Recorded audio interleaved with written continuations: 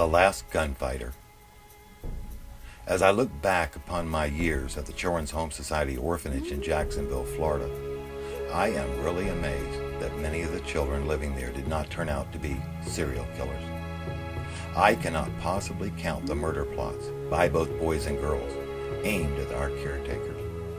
The children, many only 7 or 8 years old, with no one to turn to, were only trying to protect themselves. For years, this mean and evil woman had molested many of the young boys, including me. The daily beatings with the long green bamboo cane poles or the dreaded sandpapered bolo paddle became more than we could bear.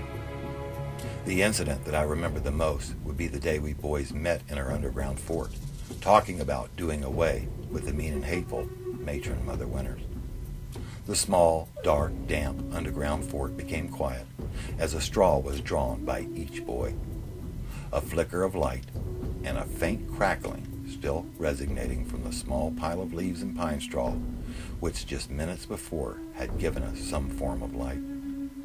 I bent down and blew into the small pile of embers, causing it to flare up for only a second or two.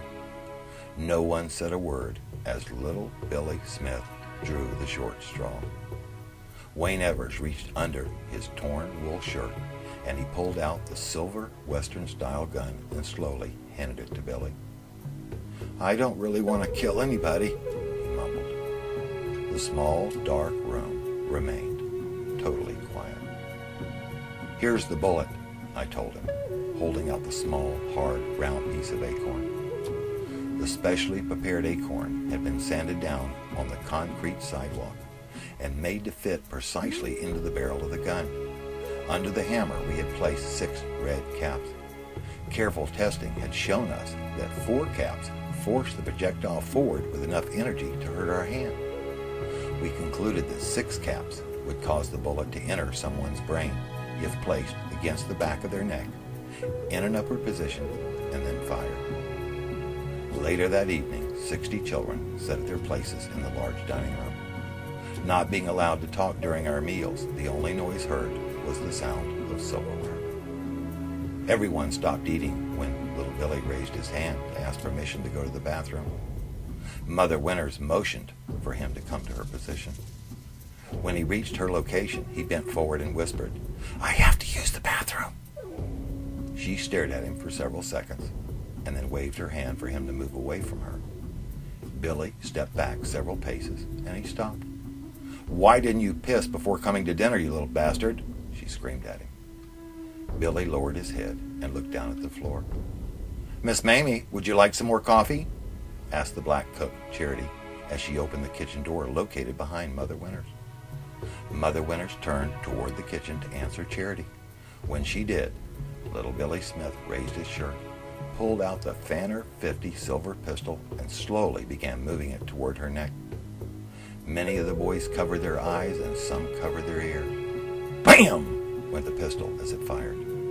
A small puff of smoke rose from the weapon.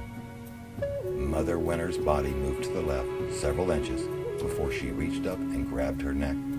Slowly, she turned towards Billy, reached up and grabbed him around his neck.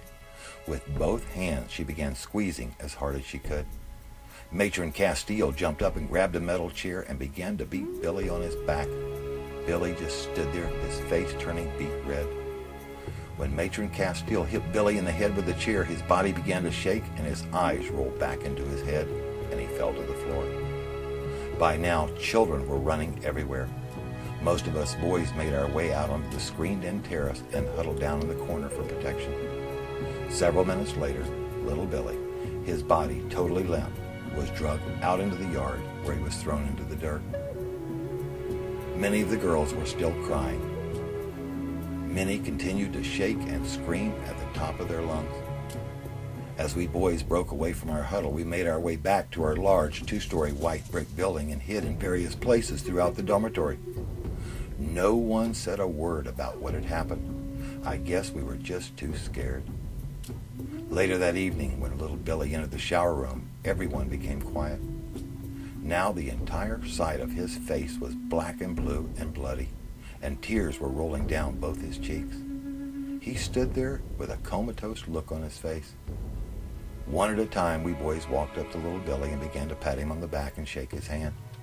He tried to smile, yet he continued to cry.